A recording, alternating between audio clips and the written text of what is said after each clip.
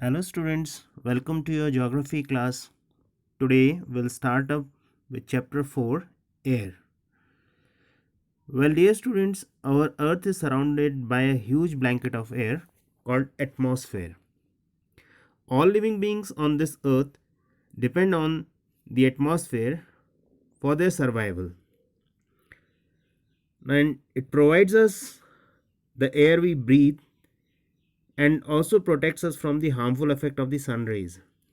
And without this blanket of protection, we would not be able to live a comfortable life, right?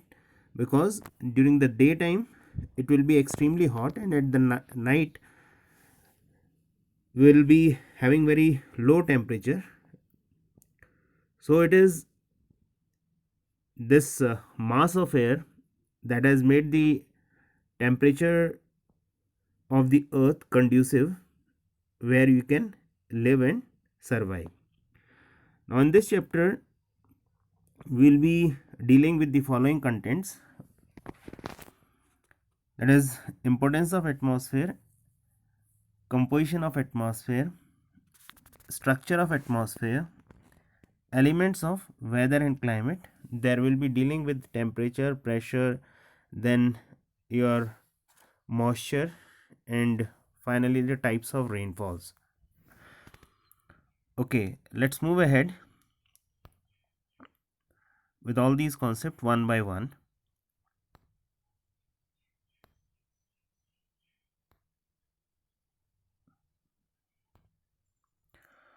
Now dear students, if someone asks you what is atmosphere, or simply say air, so it is very true.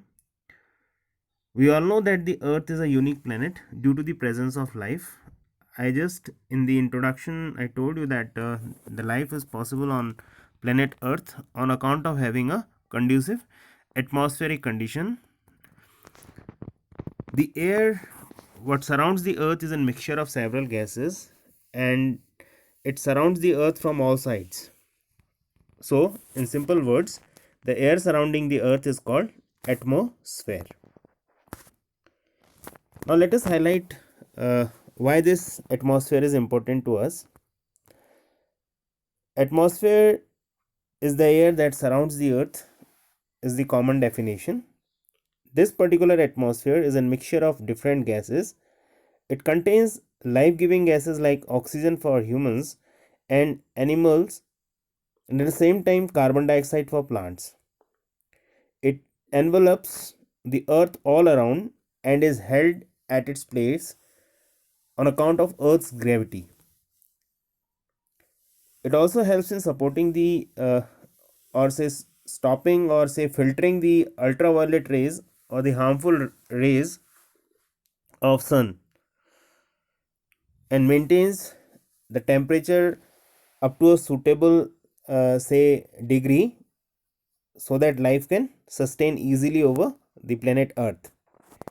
Generally the atmosphere extends up to about 1600 kilometers from the earth's surface, but 99% of the total mass of the atmosphere is confined to the height of 32 kilometers from the earth surface. Now this atmosphere is composed of various gases, dust particles, and water vapor. When it goes for the composition of atmosphere, there are three things which constitute it. We have got different gases, water vapor, and dust particles. Now let's have a brief note on gases. The atmosphere is a mixture of different types of gases. Nitrogen and oxygen are the two main gases in the atmosphere, and 99% of the atmosphere is made up of these two gases. These two gases account for the major amount in the atmospheric composition or atmospheric gases composition. Other gases are like argon, carbon dioxide, neon, helium, hydrogen, etc. From they form the remaining part of the atmosphere. The portion of the gases, it changes in the higher layers of the atmosphere in such a way that oxygen will be almost negligible. It will be not noticeable, or it will be at a very low amount at a height of around 120 kilometers above the Earth's surface. Similarly, carbon dioxide and water vapor is found only up to 90 kilometers from the surface of the Earth. Now this is the varied composition. You can just see here with the maximum concentration for the gases, nitrogen accounts for the maximum amount, that is 78.08%. Fine.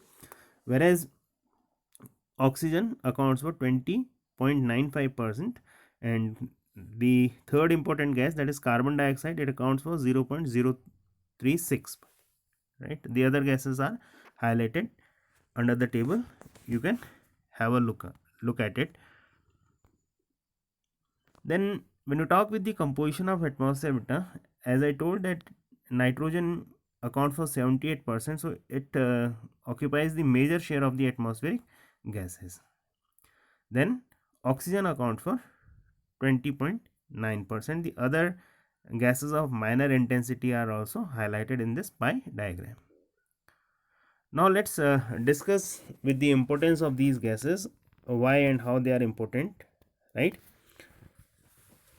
So when you talk about nitrogen, it is one of the most important gas, right? It is the gas which is in the larger amount in the atmospheric air. So when we inhale, we take some amount of nitrogen into our lungs and exhale it, but basically the plants need nitrogen for their survival, right? They can not take nitrogen directly from the air, right?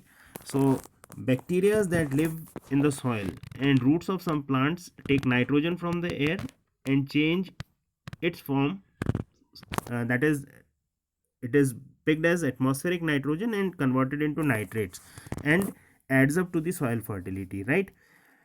So that's why it has been said that they take nitrogen from the air and change it in its forms so that plants can use it. So here if you just see, there are two roots which have been highlighted in your screen, and you find some ball type of articles appearing at their roots. So these are some nitrifying bacteria called rhizobium. Fine. So this particular bacteria, or say, which is present in the root nodules of these plants, help in nitrogen fixation, and that is how plants utilize this particular gas, which is in plenty in the atmospheric gas, or say in the atmospheric layers, or say air. Then the second important gas after nitrogen is your carbon dioxide. This particular gas is meteorologically a very important gas. Meteorologically means this particular gas has a unique role to play in making climatical changes, right? This gas has a unique quality that it is transparent to the incoming solar radiations, and commonly termed as insolations beta, but opaque to the outgoing terrestrial radiation. Meaning here is that they allow the sunlight to enter in, but does not allow the earth's radiated heat to escape back into the atmosphere or outer space. So ultimately, with this tendency, the temperature of the earth rises gradually, right? So excessive concentration of carbon dioxide in the atmospheric gaseous composition results or give rise to the term global warming. So it absorbs a part of the terrestrial radiation and reflects back some part of it towards the earth's surface. Carbon dioxide is largely responsible for greenhouse effect. Greenhouse effect, the gradual rise in the earth's temperature, give rise to the term greenhouse effect. Further, when the volume of other gases remain constant in the atmosphere, the volume of carbon dioxide has been rising in the past few decades, mainly because of burning of fossil fuels. Now as we are burning your fossil fuels, basically coal, petroleum, natural gas, right, with at variety of places, that is in automobiles, industries, and so on, even at our domestic say uses, we are using these all fossil fuels, and they liberate large amount of carbon, and this carbon is added to the atmospheric air, right, which further rises the temperature of the earth or leads to the problem of global warming.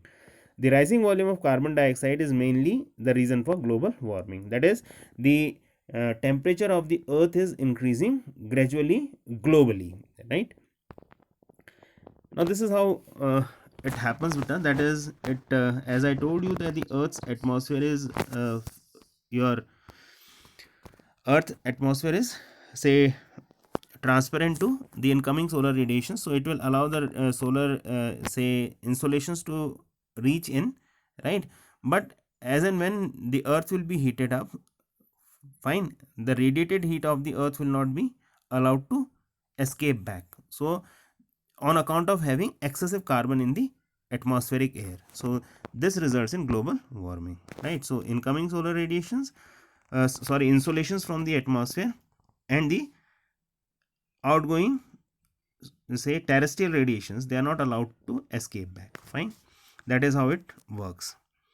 So that's why on account of observing large amount of heat, this gas is also nicknamed as the greenhouse gas. Now the another important gas which is present in the atmospheric say gaseous composition is ozone. Now this particular gas plays a very important role. When we will discuss the structure of the atmosphere, I'll tell you where this say gas is present.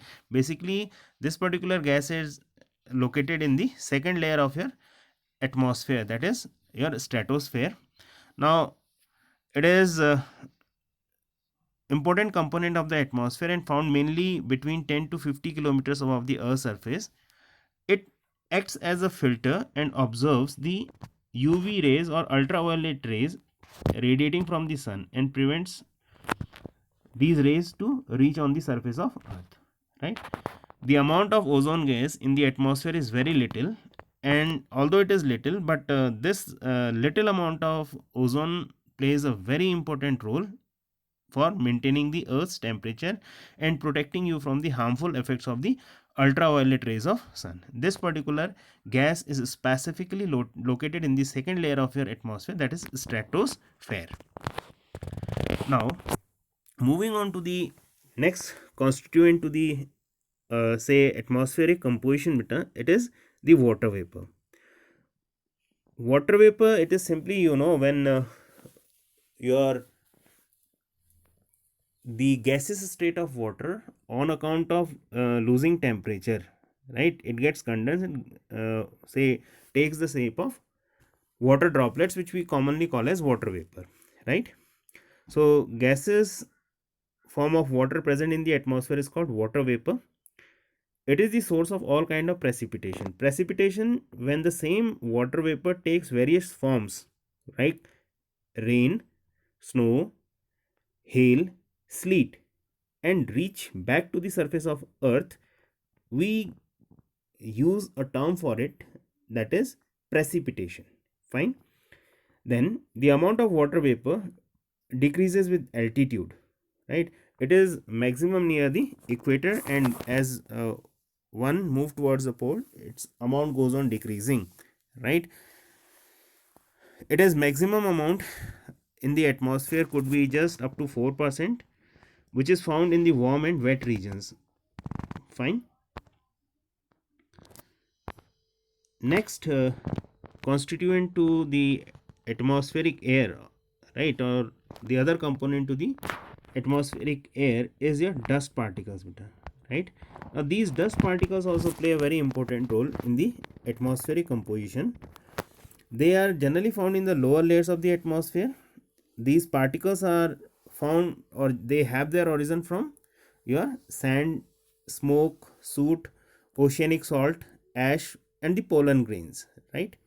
As they are light, they keep on suspended, or they keep on floating on the in the atmospheric air. They are light and they are very small, but they have a unique role to play because they provide a base for the atmospheric water vapor to condense, right, just performing the action of condensation nuclei, right. So Higher concentration of dust particles is found in the subtropical and temperate regions due to dry winds, right, in comparison to the equatorial and the polar regions, because in the equatorial region you get plenty of rains, right, and in the polar regions it is covered with snow and ice. So that's the reason we find there are less number of dust particles present in these particular areas. Further, these dust particles help in the condensation of water vapor. During the condensation process, water vapor gets condensed in the form of droplets, right, around these dust particles, and thus clouds are formed. Or I told you that these act as a base for the atmospheric water vapor to condense. Fine. And finally, the formation of clouds takes place and the rainfall occurs. That is one of the common form of precipitant, followed by your snowfall, hail, sleet, right, and so on. So for today's class, the composition is over. We'll be continuing with the same chapter in the next class. There will be dealing with the structure of atmosphere. So I request you to revise the topic covered or the concepts told today, right, so that you are well aware about the facts, right. So hope you found the information good and interesting. We'll continue the same in the next class. Thank you. Have a good day.